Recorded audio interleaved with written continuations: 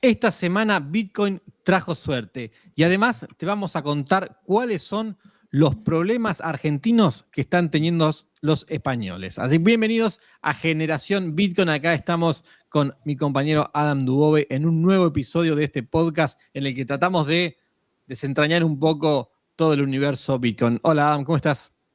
Rodis, ¿cómo te va? Capítulo 3 de Generación Bitcoin. Y como decías, hoy traemos una mirada interdisciplinar, porque vamos a pasar de los deportes a la economía, a la gastronomía también. Sí, totalmente. Vamos por todos los lados y arrancamos rápido para hacerlo dinámico. Bueno, ¿por qué trajo suerte Bitcoin esta semana? El PSG, el Paris Saint-Germain, campeón de la Champions, unos días antes de presentarse en la final de la Champions en Alemania, frente al Inter de Milán, anunció que iba a incorporar una tesorería de Bitcoin a sus arcas. Recordemos que el PSG es un equipo de capitales árabes, ¿no? Y bueno, esta noticia impactó en el mundo Bitcoin, no es una noticia relevante para el resto de los medios, pero nosotros le habíamos prestado atención y terminó saliendo campeón, más allá de que tal vez el corazoncito argentino por el paso de Messi que tuvo por el PSG y por que estaba Lautaro Martínez del otro lado, en el Inter. Por ahí había más expectativa respecto del Inter, pero jugó un partido horrible. Terminó perdiendo 5-0. Pero bueno, ¿qué pasa? Nosotros nos vamos a encargar de esta parte, ¿no? ¿Qué pasa con el PSG y el deporte, ¿no? Adquiriendo Bitcoin? ¿Cómo es esto? Vos sabés que me salvaste con los detalles del partido, porque me puse a buscar los detalles de la compra de Bitcoin del PSG para su tesoro corporativo y me pareció que era un detalle menor el tema del resultado y cómo No, había es la salido. final de la Champions. Sé que ganó el PSG, no sabía cuál había sido el resultado final. Y no hay mucha información en cuanto a la cantidad de Bitcoin que compró. Sí explicó la organización que se trata de un proyecto que busca, que la finalidad es conectar con los fans más jóvenes del PSG. De hecho, dice que el 80% de los fans del club son menores de 34 años. No hubo una declaración así un poco más técnica para entender el rol de Bitcoin en el tesoro corporativo del PSG, pero está bueno esto que mencionás, que por un lado los capitales árabes están ya abiertos a todo lo que a todo lo que es Bitcoin particularmente. Incluso ahora tendríamos que revisar, pero creo que hay fondos soberanos Sí. de Emiratos Árabes y de otras monarquías petroleras que tienen Bitcoin ya sea en sus reservas o, mejor dicho, como parte de la cartera del fondo. Sí. Bueno, pero a ver, a mí me interesa esto que decís, ¿no? Que en la parte de la explicación es que buscan tener una conexión con los más jóvenes, ¿no? Y Bitcoin se vuelve un activo de referencia en una generación sub 34, sub 35, ¿no? Millennials y centennials, que ven el activo como un activo válido, un activo fuerte, un activo fácil de mover por el mundo, ¿no? Entonces es interesante cómo instituciones tradicionales, como un club de fútbol tan tradicional como el Paris Saint-Germain, busque el Bitcoin como un vehículo, un canal, además de, bueno, supongo que debe haber toda una ingeniería económica y financiera pensada para ver cómo mejoran sus finanzas, aunque los petrodólares todavía son bastante fuertes, ¿no? Dentro del universo occidental. Buscan el Bitcoin como una herramienta de conexión cultural. Entonces, ahí es donde nosotros nos metemos, ¿no? Donde la generación Bitcoin empieza a moldear a las instituciones tradicionales, ¿no? Está bueno esto porque están usando Bitcoin principalmente como marca para conectar, digamos, con estas nuevas generaciones y también conectarlo con el futuro. Quizás vos tenés un Michael Saylor en Strategy que directamente tiene una visión, bueno, totalmente empresarial. Bitcoin Sí. lo terminó incorporando en la estrategia de su negocio, y una visión también ideológica de Michael Saylor diciendo ¿Qué hago con mi caja en dólares? ¿Dónde la pongo en una época? Y esto fue donde más, cuando más alevoso fue la emisión monetaria durante épocas de cuarentena. Saylor dice que mis dólares pierden valor, ¿dónde los pongo? Y descubre Bitcoin. Acá vos tenés, como decías vos, una marca, Bitcoin como marca, porque además, todo el Paris Saint-Germain y muchos clubes europeos, incluso clubes argentinos, incluso la AFA, que entiendo que tiene un juicio todavía en curso con, Un exchange. con un emisor de tokens, habían sacado estas fan tokens. ¿Te acordás que tenías Sí. los tokens que representaba el PSG Coin, el River Coin? Que realmente unos años después todos estos tokens valen, o sea, no se revalorizaron, no fueron una gran inversión. Tampoco sé si en aspectos de marketing lo explotaron los clubes estos instrumentos, y de alguna manera como que ahora el PSG se pone los pantalones largos y dice, bueno, me voy a poner en mi rol de soy un adulto y voy a tomar decisiones quizás que no están más asociadas a lo que es la tendencia en este momento que está explotando y que todo el mundo está hablando de Bitcoin, porque la verdad que no es así, pese a toda la suba que hubo de Bitcoin, la gente en la calle no se escucha hablar de Bitcoin, y en los medios no se escucha hablar de Bitcoin con la intensidad de mercados pasados, y el PSG diciendo, de todas maneras yo mando una señal a mis seguidores jóvenes, pero también manda una señal en el mundo de las tesorerías corporativas, porque el PSG no deja de ser una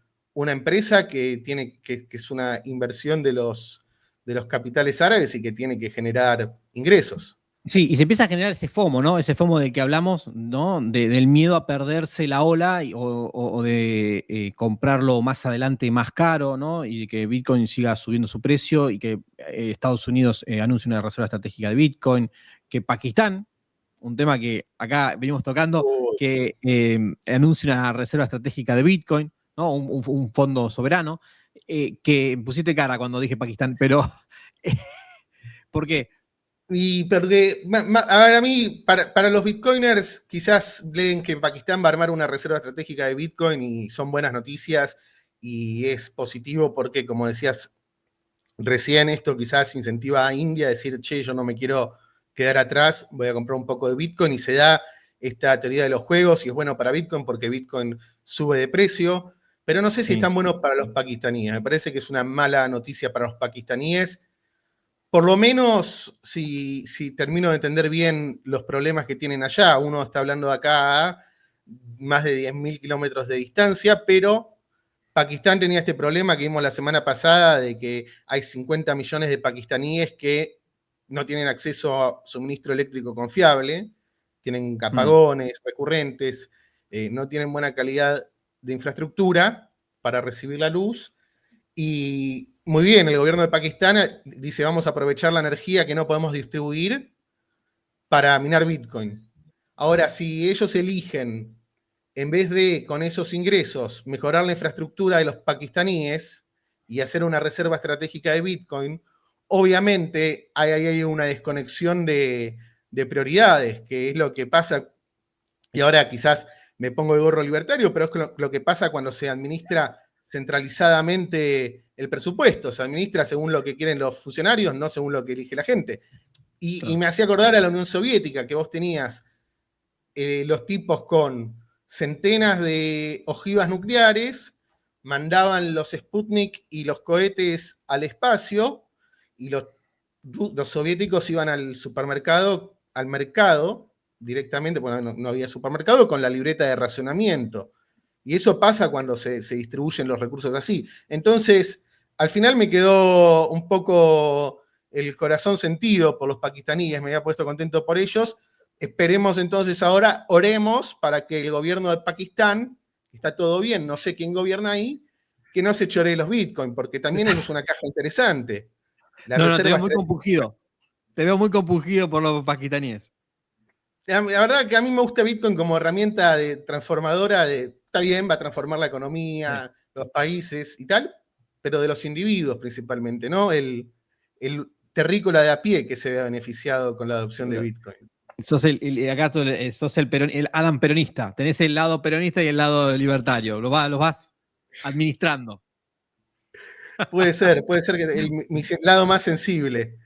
Bueno, pero volvamos al tema deportivo porque la adopción de Bitcoin, ¿no? Dentro del deporte, del PSG, no es una novedad en el mundo del deporte, porque ha habido otros casos de, de equipos de fútbol, de inversiones en deportes que involucran Bitcoin, ¿no? Como marca y también en algunos casos los exchanges, ¿no? Que han hecho una base sólida de dinero a partir de atesorar Bitcoin, pero bueno, que ofrecen otras criptomonedas, pero digo, el fondo grande, Bitcoin domina el mercado de las criptomonedas, entonces los exchanges también han invertido en la economía real. Uh-huh. Sí, hoy por hoy armás, encendés una carrera de Fórmula 1 y tenés cada auto, o por lo menos varias escuderías que tienen su sponsors, un exchange como sponsor. Williams tiene Kraken, OKX se llama ahora, está con McLaren, Gate con Sí. Red Bull, Coinbase con Aston Martin. Hay mucha presencia. Y la presencia de. El deporte siempre es un espectáculo masivo, no importa si hablamos de Sí. fútbol americano. Y Bitcoin empezó hace una de las primeras grandes acciones de marketing de Bitcoin, que en realidad no son acciones de marketing de Bitcoin, porque Bitcoin no tiene departamento de marketing, sino que el precio ha sido el departamento de marketing de Bitcoin durante mucho tiempo, su volatilidad. Digamos dos cosas acá. Déjame decirte una cosa más, que no te olvides que Colapinto en Alpine tiene Binance. Esa Binance también, que es importante. Pero déjame decirte otra cosa respecto a... me olvidé. ¿Qué venías diciendo? Fórmula 1 y como Bitcoin, como el deporte, como fenómeno de masas, Bitcoin, o Eso, una de empresa. marca. Hablabas de la marca Bitcoin, que es interesante porque Bitcoin no es una marca registrada, porque no es, digo, para aquel que teme, aquel que no conoce Bitcoin y piensa, che, acá me van a estafar, esto es un Ponzi, Bitcoin no tiene dueño, ¿no? Entonces no hay alguien que esté vendiéndote Bitcoin, ¿no? Como una empresa, un dueño, como un banco central, ¿no? Bitcoin es de la humanidad. Totalmente, porque aparte la legitimidad de Bitcoin no se deriva de la marca, sino de la verificación criptográfica que podés hacer en cualquier momento para ver que estás recibiendo Bitcoin de la red que se llama Bitcoin. Claro. Hay un caso que tengo que investigar porque me llamó mucho la atención, que en España hay una cadena de exchange físicos, de oficinas de cambio de Bitcoin, y tienen la marca registrada Bitcoin. Yo creo que no es Bien. oponible, pero es un caso interesante para ver por qué lo hicieron. De hecho, creo que abrieron acá en Argentina también unas sucursales, así que Un vamos vivo. a investigar Un vivo que intentó. para la próxima. Un vivo que intentó sacar tajada. Volviendo a los deportes, vamos a hacer un poco de historia antigua. El que yo tengo recuerdo como el primer gran evento que fue anunciado o esponsoreado por Bitcoin fue el Saint Petersburg Bowl, un partido de fútbol americano universitario en el cual la empresa BitWallet, me parece que era, si mal no recuerdo ahora, BitPay, perdón, un procesador de pagos en Bitcoin, Sí. hizo temático ese St. Petersburg Bowl con Bitcoin, básicamente. Mira, ¿qué año es Lo hizo esto? temático de Bitcoin año 2014.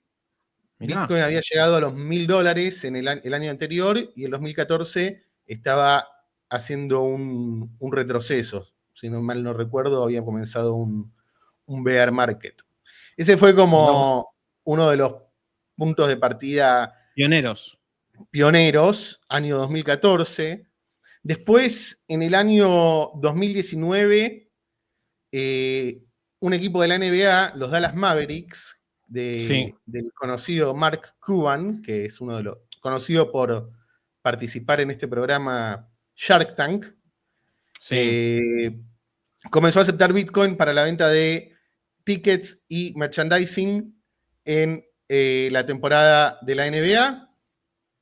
Y ese camino también lo siguieron después otros equipos, principalmente de fútbol americano, con sí. los Tennessee Titans y los Houston Texans, que decía que en el 2022 ambos equipos se comenzaron también a aceptar Bitcoin.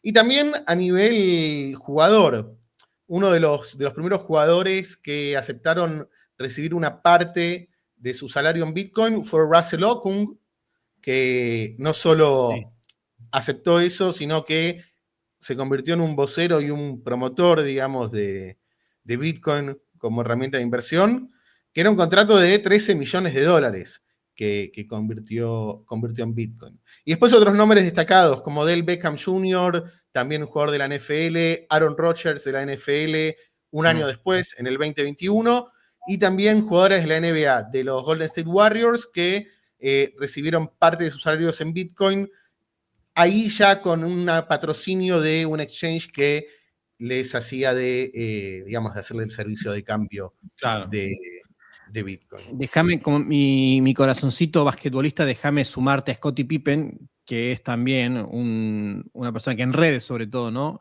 Bastante activo hablando de Bitcoin. También, ¿no? Otro deportista que se mete en esto hace poco, ¿no? Es una novedad, eso. Sí, sí, no lo sigo mucho a Scotty, sé que estuvo Compañero de tuiteando sobre Jordan. eso, estuvo también, creo que también tuiteó algunas cosas más polémicas, algunos proyectos más polémicos, pero como que agarró viaje, ¿no? Vio que Bueno, pero había ese es el luz. problema del entusiasta que coincide con la ideología, pero bueno, agarra, no entiende todavía, no es un maximalista de Bitcoin, sino que bueno, le interesa el futuro y le interesa esta forma de comerciar. Sí, yo tampoco me pongo en purista y hacer filtros. Sin embargo, hay una línea quizás cuando ya son proyectos muy falopa, para decirlo técnicamente. A veces, también pasa mucho con los artistas, no solo con deportistas, artistas que se suman a la ola, se Y, meten y después claro, terminan con que le ofrecen contratos, le ofrecen después eh, oportunidades de promoción y terminan vendiendo hasta la madre. no, acá, pero después sí aparece el proyecto Libra, ¿no? O sea, digo, ser eh, entender el concepto de la descentralización, ¿no? Y de la emisión limitada, ¿no? Y todas las bondades que ofrece Bitcoin, no significa que eso se pueda trasladar a cualquier criptomoneda del mercado. Ni locos. Básico. Eso es como uno de los 10 mandamientos a la hora de meterse en este mundo, diría. Tendríamos que armarlos. Un día podríamos, ¿sabes qué? Un día podríamos armar una especie de caracterización de los diferentes tipos de bitcoiners, ¿no? Desde el maximalista, ¿no? El purista, el que es hold your bitcoin for entry life, como es el hodl, hasta, bueno, el que está ahí llegando, que ve cripto y, bueno, y agarra todo, ¿no? El que dice que entiende pero no entiende. Digo, hay muchos personajes, ¿no? Hay que hacer ahí un análisis demográfico. Hay memes, hay memes. Bueno, ¿qué más tenés? ¿Tenías algo más? Y, Porque si no, pasamos al video que teníamos y preparado. para cerrar,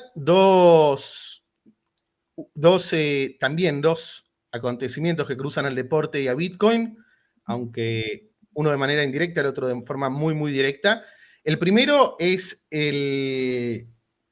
una noticia reciente que Tether, el emisor de USDT, de la stablecoin, Mm, se compró un 10% de la Juventus, del emblemático club italiano. Así que también Tether, que está en un rally de compras de diversificación en sí. empresas muy variadas, incluidas empresas argentinas, ¿Qué compró en compró Argentina? Adeco Agro es lo que compró en Argentina. Se compró una parte Mirá. importante de Adeco Agro. Tenía los números a manos que ahora los puedo buscar, pero este año sí, compró esta empresa con presencia en la región y que básicamente se dedica a lo que es la agroindustria, la industria productiva. Compró en abril, terminó la operación, se quedó con un 70% de la compañía por 615 millones de dólares. Y también había rumores de que querían comprar la firma de ingeniería genética de semillas, si mal no estoy describiéndola, Bioceres. Mira, ¿es un rumor de mercado? Es un rumor, sí, es un rumor que salió hace ya unos meses, por ahora no hay nada concreto. También compró una parte o compró deuda de Satellogic, la empresa que envía o que construye satélites que envía al espacio. Y para cerrar un poco el círculo de Bitcoin y el deporte, una anécdota, un dato de color.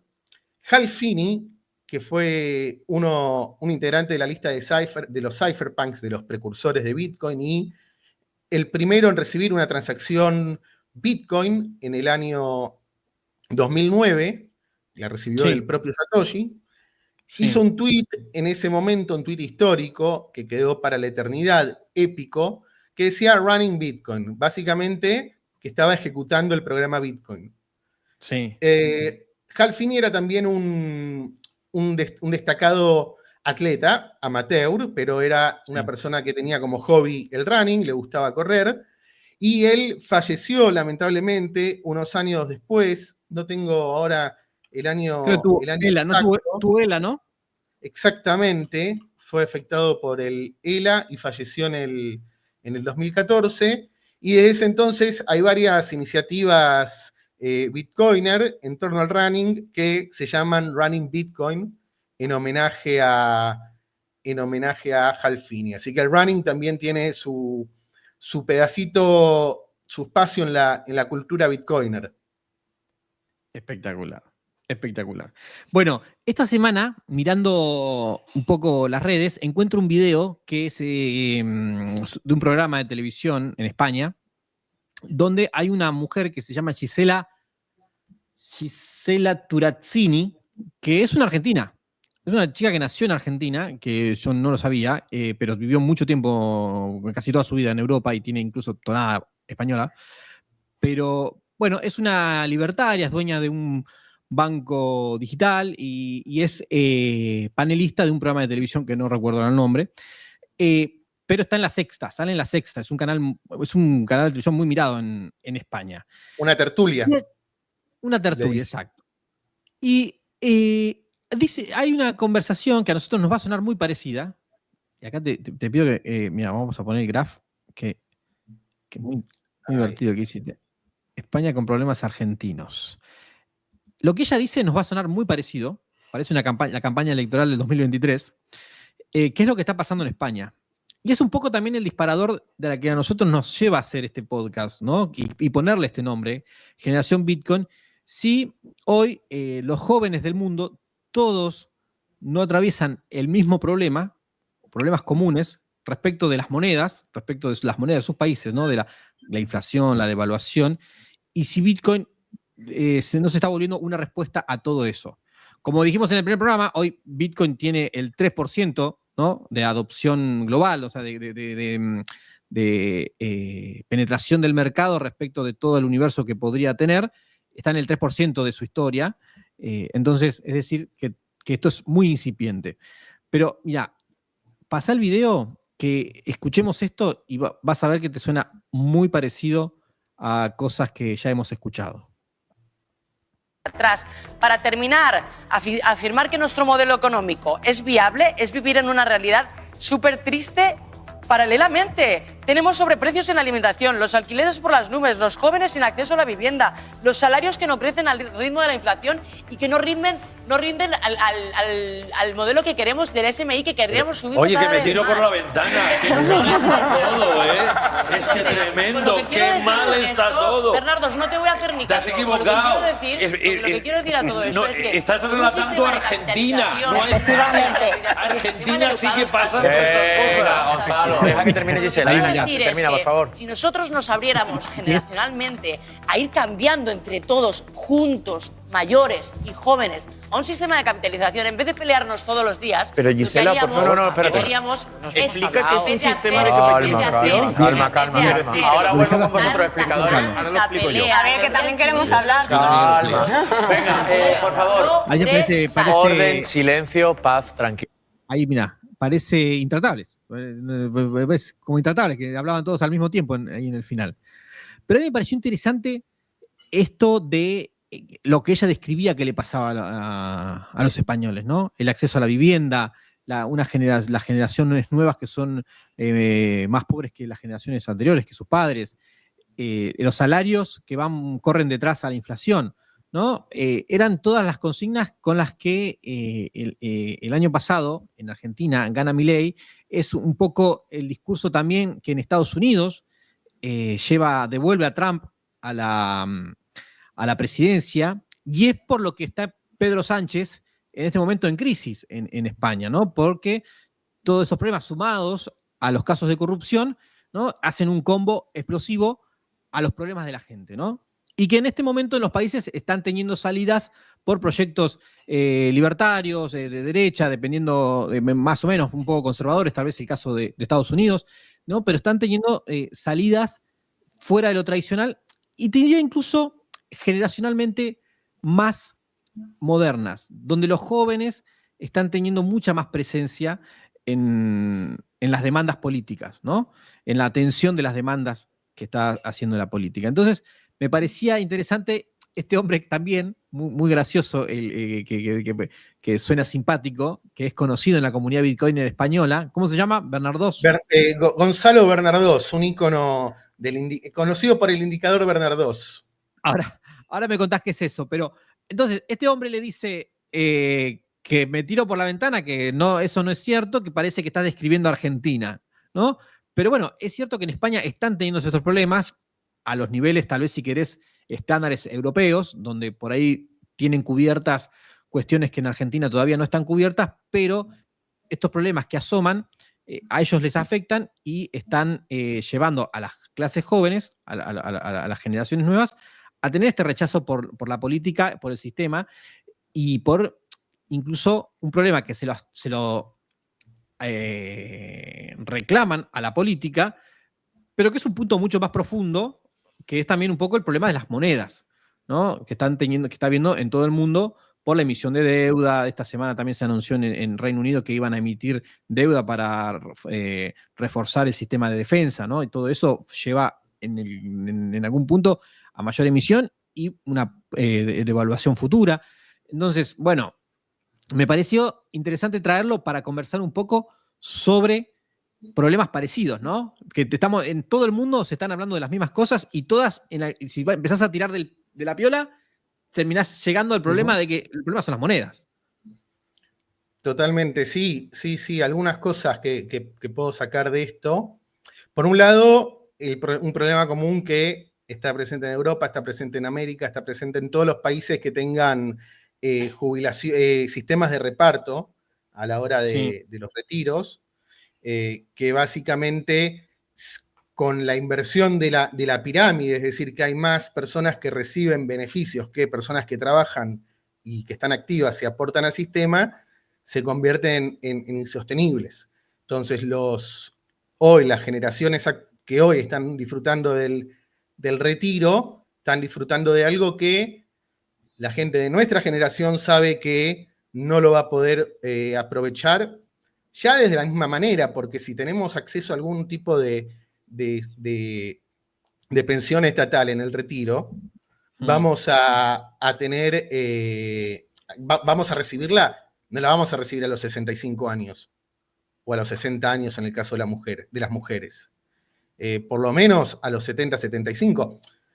Un sistema que fue pensado justamente con esas edades cuando la gente se moría a los 60, te decían retirarte a los 65, allá en épocas del Kaiser von Bismarck en Prusia.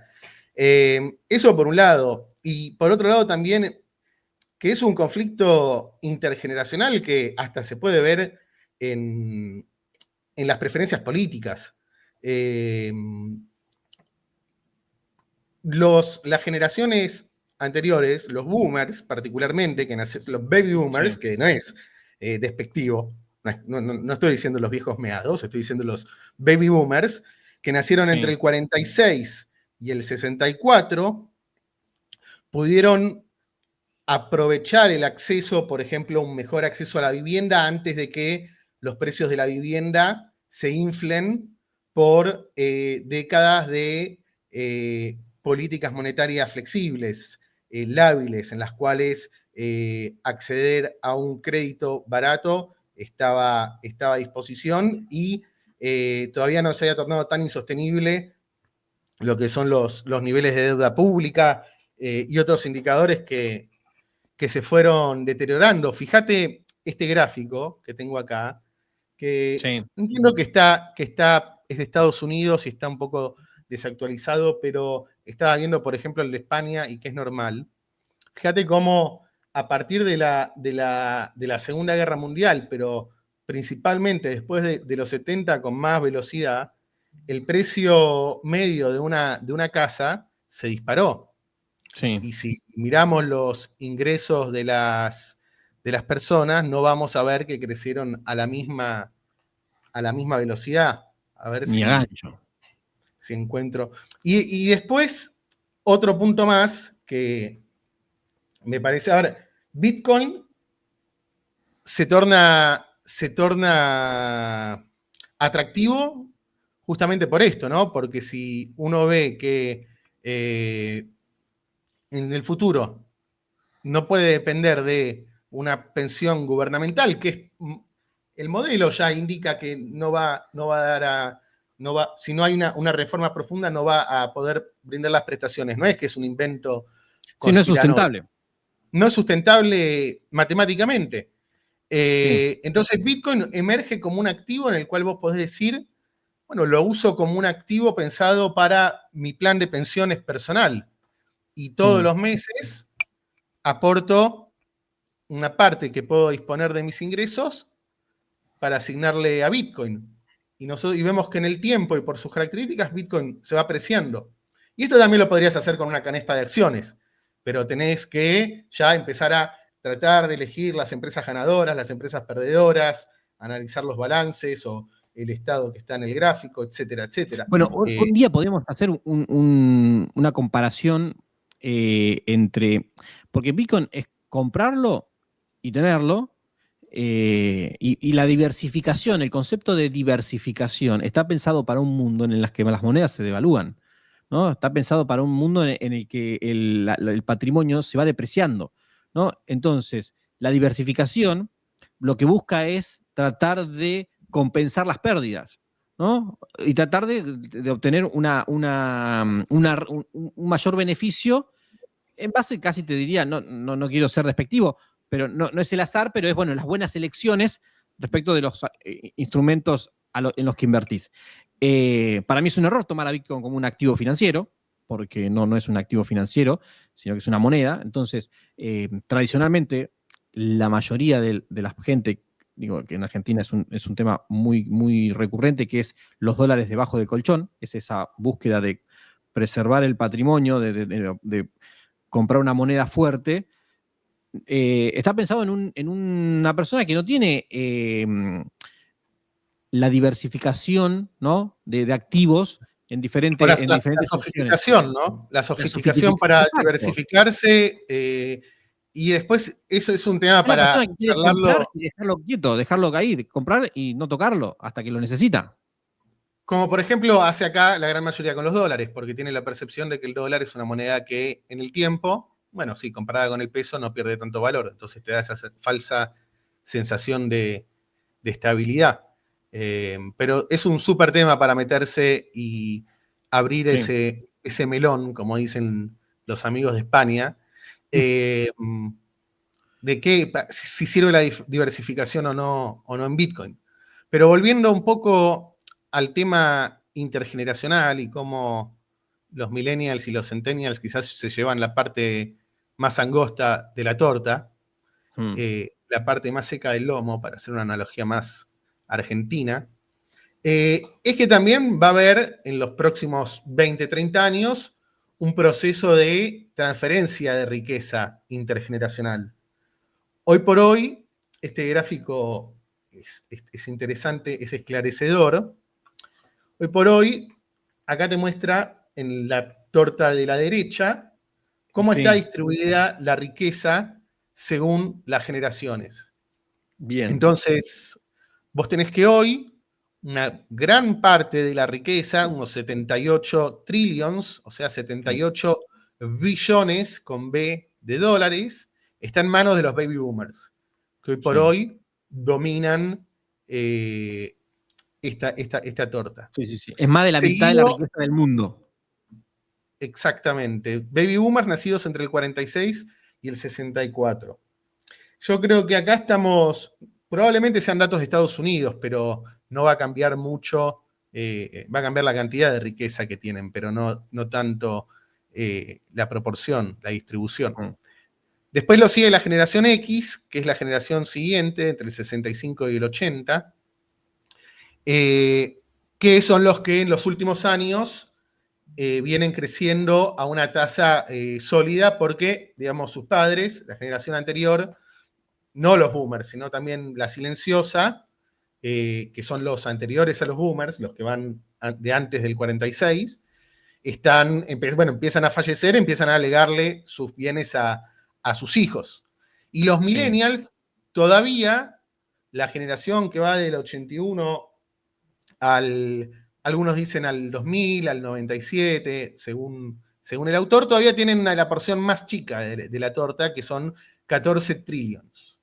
Esto es si sacamos una foto al primer trimestre del año pasado, la distribución.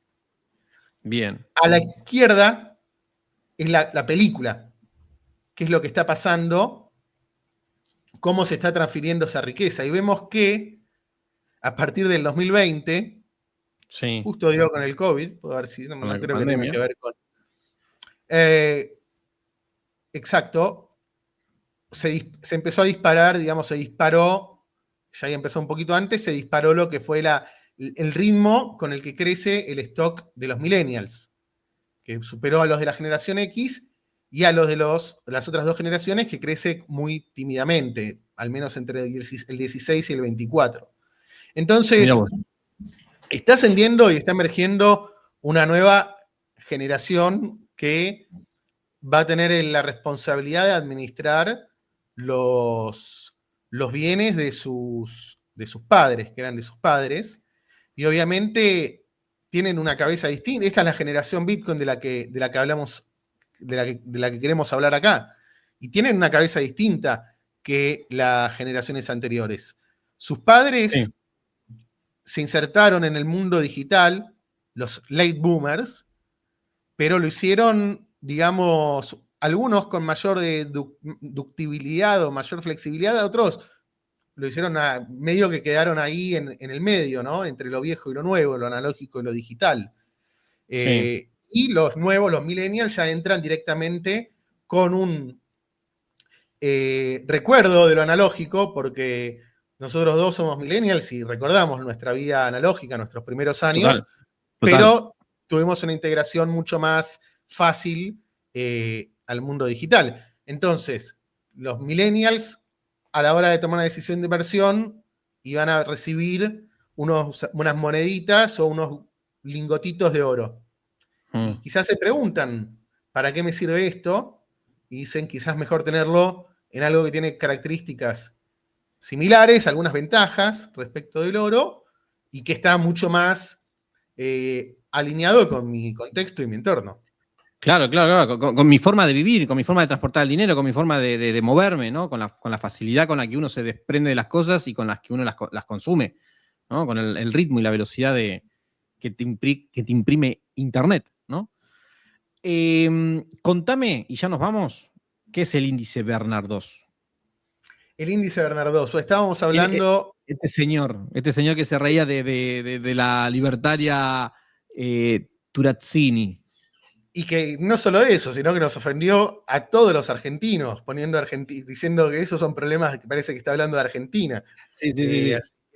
Y es una persona muy conocida en la comunidad bitcoiner de habla hispana en general, en España en particular, por su animadversión a Bitcoin. Es un prominente defensor del anti-bitcoinismo. Es enemigo acérrimo y la comunidad detectó lo que acuñó como el indicador Bernard 2, que es básicamente un contraindicador. Cuando Bernard 2 en un tweet, en un posteo, en una aparición televisiva dice que las criptomonedas se van a cero, o dice que Bitcoin está esperando llegar cuando se acaben los idiotas que le compran a otros idiotas, Bitcoin va a llegar a cero. Y cada vez que hace un tweet de ese estilo, es una señal de compra porque suele ser un mínimo en el precio de Bitcoin. Así que para los que quieran un indicador con precisión, sin necesidad de meterlo en TradingView, gráficos, indicador Bernard 2, incluso hay una cuenta en Twitter que lleva ese nombre y le hace ahí un seguimiento a las declaraciones del infame señor Gonzalo Bernard 2, sí. Gonzalo Bernardo. Bueno, Adam, nos vemos la semana que viene. Programamos otra vez. Estamos haciendo magia con esto, ¿no? Semana a semana encontrando, y es increíble cómo el Bitcoin en todas las conversaciones, en algún tema, aparece desde lo que en Pakistán, ¿no? Que estamos acá acompañando al pueblo pakistán, ¿no? En su cruzada frente al gobierno que no se sabe si le va a mejorar el sistema eléctrico, pero por lo menos va a minar Bitcoin. Hasta esto, ¿no? El PSG, todos los temas están muy interesantes. Terminemos con una nota alta, con el PSG comprando Bitcoin y no con la decepción. Bueno, quizás le puse muchas esperanzas al gobierno pakistaní. Royce, hasta la próxima semana. Chao. Un placer. Chao.